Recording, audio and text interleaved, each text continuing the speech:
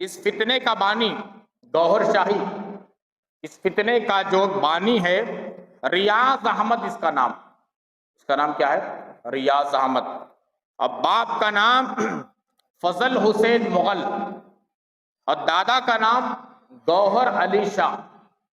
دادا کے نام کے طرف منسوب کرتے ہوئے ریاض احمد گوہر شاہی لقب دادا کی طرف منسوب کرتے ہوئے۔ بہت سارے لوگ ہوتے ہیں نا اپنا نام باپ کی طرف منسوب کرتے ہیں، دادا کی طرف منسوب کرتے ہیں، یا بعض الگ الگ منسوب کرتے ہیں۔ تو اس کا نام ہے ریاض احمد، باپ کا نام ہے فضل حسین مغل، دادا کا نام ہے گوہر علی شاہ۔ تو دادا کے نام کی طرف منسوب کرتے ہوئے گوہر شاہی اس نے رکھا ہے۔ اب یہ 25 نومبر 1940 پر ایک کو اس نے راولپنڈی پاکستان میں یہ پیدا ہوا کم بخت۔ ابھی نے کیا دعویٰ کرتا ہے یہاں دیکھ لیں اس کی صورت منحوس کی۔ یہ منحوس ہے نا یہ مر گیا، یہ مردود مر گیا۔ اب اس کا زبردست چیلا یہ موجود ہے، ابھی موجود ہے، یہ کم بخت موجود ہے۔ اس کے ذریعے سے ہزاروں لوگ گمراہ ہو گئے۔ یہ مر گیا مردود، بولتے نہیں مر گیا مردود فاتحہ نہ درود، ایسا کم بخت مر گیا۔ یہ ہے چیلا، دیکھ لو اسے دیکھ لو۔ یہ گوہر شاہی اصل میں ریاض احمد گوہر شاہی یہ ہے، گوہر شاہی فتنے کا بانی بنیاد رکھا سو۔ اس کا چیلا یونس گوہر شاہی یہ ہے، انہیں ابھی زندہ ہے ملعون۔ اچھا تو انہیں کہاں پیدا ہوا؟ راولپنڈی پاکستان میں 25 نومبر اور سن 1940 پر ایک میں پیدا ہوا ہو۔ اب انہیں اس کی اتنے غلط نظریات ہیں، اللہ کی پناہ۔ میں پورا پڑھتا ہوں، میں ابھی 10 منٹ ہیں، میں پڑھ کے بات ختم کروں گا۔ اس منحوس کا پورا ذکر کریں گے آج، تاکہ معلوم ہو جائے انہیں مہدی ہے کیا، انہیں عیسیٰ ہونے کا جو دعویٰ کر رہا ہے انہیں ہے کیا، پتہ چل جائے گا۔ اچھا راولپنڈی پاکستان میں پیدا ہوا۔ یہ جو فتنہ چل رہا ہے گوہر شاہی کے نام سے اسے جانا جاتا ہے، جو اس کے دادا سب سے پہلے پیری مریدی کا کام کرتے تھے۔ اس کمبخت نے سب سے پہلے مختصر زندگی کے حالات یہی ایک معمولی دکان کھولا، دکان میں کیا بھی فائدہ نہیں ہوا، دکان بند کریا۔ اب دادا کرتے تھے نا پیری مریدی، دادا کے لین کو آیا، دادا کی لین پر آنے کے بعد میں پیری مریدی شروع کیا۔ شروع کر جب یہ دکان بھی نہیں چلی تو اس کمبخت نے حلال و حرام کے بیچ کی دیوار کو ہٹانا شروع کر دیا۔ اور پھر اس کے بعد میں خورشید کالونی 1980 میں خورشید کالونی حیدرآباد پاکستان، وہاں بھی ایک حیدرآباد ہے، وہاں بھی ایک گجرات ہے، جیسا یہاں ہے ہمارے ملک میں حیدرآباد بھی ہے گجرات بھی، وہاں بھی ایک ہے۔ تو خورشید کالونی حیدرآباد پاکستان میں انجمن سرفروشان اسلام کے نام سے ایک بنیاد رکھا۔ دکان بھی نہیں چلیا، پیری مریدی بھی نہیں چلی، لوگ پہچان جاتے، اب معلوم ہو گئی کون چور پیر ہے کون اصلی پیر ہے، کون رہبری صحیح کر رہا ہے، کون ایمان کا لٹیرا ہے، دھوکے باز ہے، چور ہے، اچکا ہے، بدماش۔ لوگ ہوشیار ہیں اب اللہ کے فضل و کرم سے، علماء کی اتنی محنتیں چل رہی ہیں۔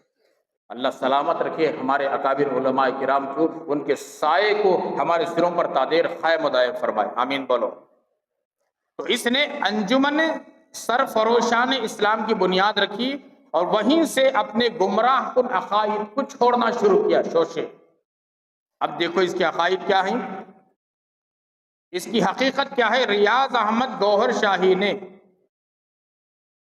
برملا اس وقت جب ایک انجمن شروع کیا، لوگوں سے کہنے لگا کہ میں مہدی ہوں۔ کیا ہوں؟ میں مہدی ہوں، میں امام مہدی ہوں، اور میرے ہاتھ پر بیعت کرو۔ آپ نے سنا امام مہدی پیدا ہوں گے، 30 سے 40 سال مدینے میں رہیں گے، کبھی کسی سے امام مہدی کہے؟ کسی کو نہیں کہیں گے امام مہدی کہ میں امام مہدی ہوں۔ علماء پہچان کر ان کے ہاتھ پر بیعت کریں گے، وہ بھی مکے میں حجر اسود اور رکن یمانی کے درمیان۔ خلیفہ بننے کے لیے بھی تیار نہیں تھے، یہاں سے بھاگ گئے، مدینے سے چلے گئے، ظاہر نہیں کیا کہ میں امام مہدی ہوں۔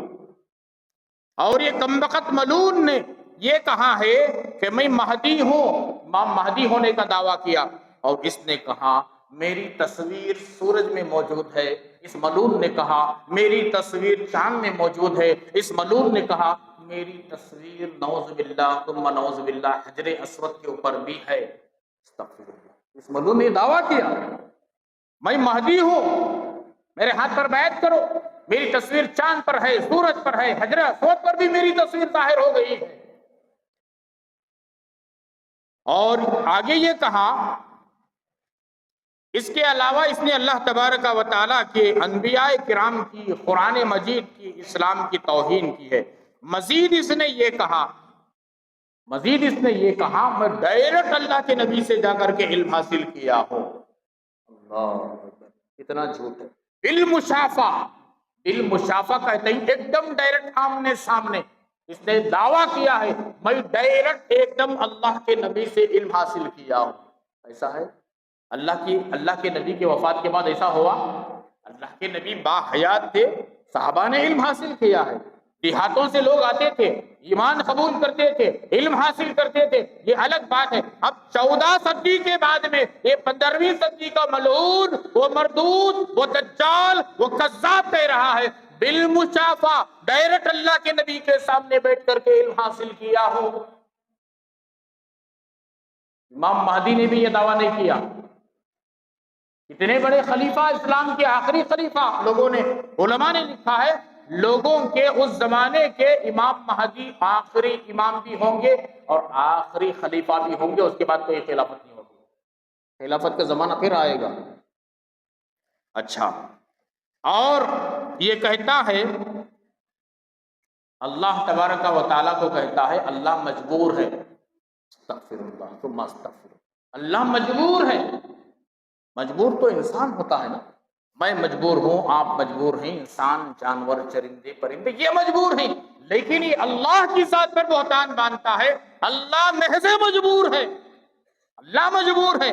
اور آگے کہتا ہے جس نے اسلام کا کلمہ نہیں پڑھا اس کی بھی نجات ہو جائے گی۔ حدیثوں میں کیا بتایا گیا؟ اسلام لانا، اسلام کے احکامات پر عمل کرنا، اللہ اور اس کے رسول کے نقش قدم پر چلنا، تبھی نجات ہے۔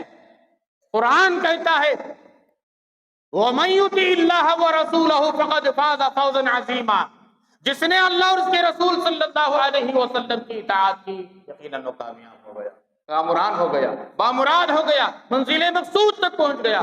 لیکن یہ کمبخت کہتا ہے جس نے کلمہ نہیں پڑھا، چاہے وہ مشرک ہو، کافر ہو، یہودی ہو، نصرانی، کوئی بھی کیوں نہ ہو، اس کی نجات ہو جائے گی، اس کی بخشش ہو جائے گی، کلمہ پڑھنا ضروری نہیں۔ اس کے عقیدے کمبخت کی۔ اور یہ آگے فرماتا ہے کافر اور مشرک بھی اللہ تک پہنچ سکتا ہے، کلمہ پڑھنا ضروری نہیں ہے، بغیر کلمے کے بھی کافر اور مشرک کی رسائی اللہ تک ہو سکتی ہے۔ غلط عقیدے اس کی، استغفر اللہ۔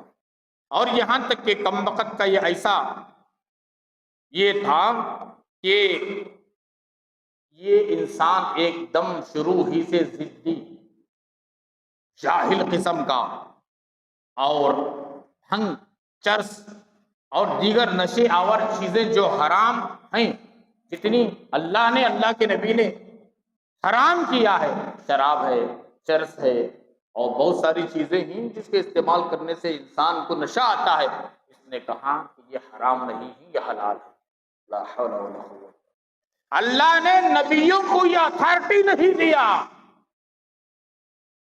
قرآن مجید کا 28واں پارہ سورہ تحریم اٹھائیں، اللہ کے نبی نے ایک مرتبہ شہد کو اپنے اوپر حرام کر لیا کہ میں شہد نہیں پیوں گا۔ یا ایھا النبی لما تحرم ما احل اللہ لک تبتغی مرضات ازواجک واللہ غفور رحیم۔ قرآن مجید کے 28ویں پارے سورہ تحریم میں اللہ نے فرمایا، اللہ تبارک و تعالیٰ نے نبی سے کہا میرے نبی میں نے جس چیز کو حلال کیا، یا ایھا النبی لما تحرم ما احل اللہ لک تبتغی مرضات ازواجک، بیوی بیویوں کو خوش کرنے کے لیے ہم نے جس چیز کو حلال کیا ہے، شہد کو ہم نے حلال کیا ہے، آپ اپنے اوپر حرام کیوں کر لیتے ہو؟ نبی نے کسی بات پر، اس کی بڑی لمبی چوڑی تفصیلات ہے، مجھے کہنے کا موقع نہیں ہے، وقت نہیں ہے۔ اللہ کے نبی نے شہد کو اپنے اوپر حرام کیوں کر لیا تھا؟ ایک مصلحت ہے اور اس کی ایک وضاحت بھی موجود ہے۔ تو اللہ کے نبی نے شہد کو اپنے اوپر حرام کر لیا، میں آج کے بعد استعمال نہیں کروں گا۔ اللہ نے سورہ تحریم کی آیتوں کو نازل کیا کہ جس چیز کو میں نے حلال کیا، میرے نبی آپ کیوں اپنے اوپر حرام کر لیتے ہو؟ اس لیے کہ بیویوں کو خوش کرنے کے لیے، تبتغی ازواجک، کیا اپنی بیویوں کو خوش کرنے کے لیے؟ نہیں، جس چیز کو ہم نے حلال کیا قیامت تک حلال ہے، جس چیز کو ہم نے حرام کیا قیامت تک حرام ہے۔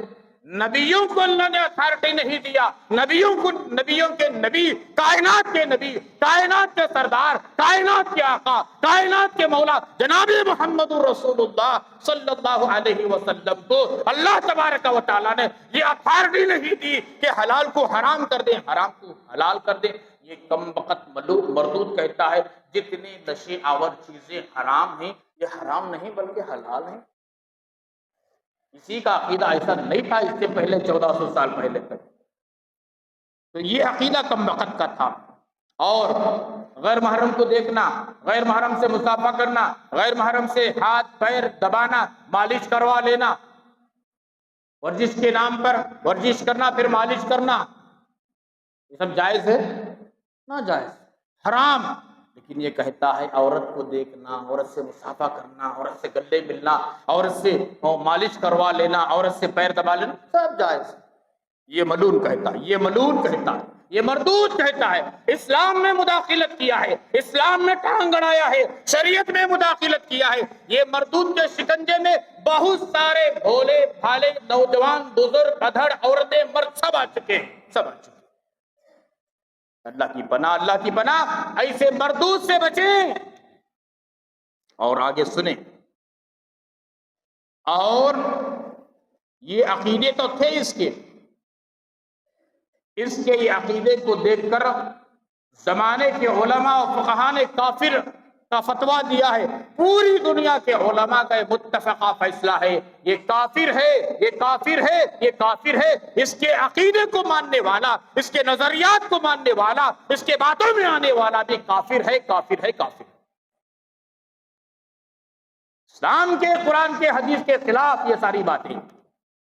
اور آگے سنیں، اس کی موت کم وقت کی 25 نومبر 2001، ابھی قریب 2001 میں مریا سے مردود مانچسٹر لندن میں ایک کم وقت کی وفات ہوئی۔ پھر وہاں سے اسے لایا گیا پاکستان میں، اسے کھڈا کھود کر یعنی دفن کیا گیا۔ میں کہہ رہا ہوں میری زبان میں، ایک کم وقت کو کھڈا کھود کر کے پھینک دیا گیا، میری زبان استعمال کر رہا ہوں، حالانکہ اسے دفن کیا گیا، لیکن مسلمانوں کے قبرستان میں نہیں، مسلمانوں کے طور طریقے پر نہیں، لیکن وہ مرتد ہے نا، مرتد کو جس طریقے سے ڈالا جاتا ہے مشاڑ میں ڈال دیا گیا۔